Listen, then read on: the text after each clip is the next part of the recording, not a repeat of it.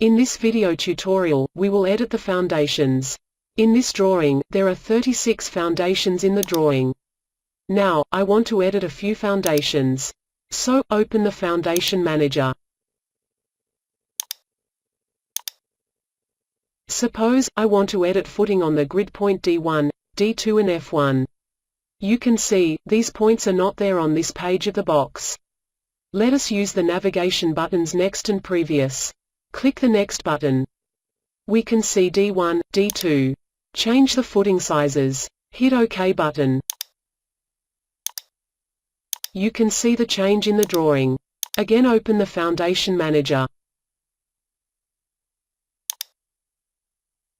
Click Next button and find the grid point F1. Change the size. Hit the OK button. We will see another method to edit the foundations. Open the Foundation Manager. Open the Select Grid text box. This text box displays all the grid points from the drawing. Select the D1 point from the list. The display shows the relative page. Change the foundations and hit the OK button. Let us repeat the procedure to change the footing on F1.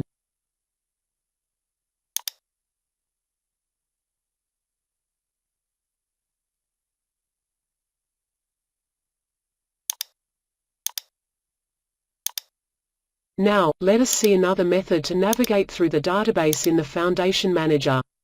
Open the box. This time we will use the username to edit the foundation. Open the username text box. This list displays all the foundation usernames.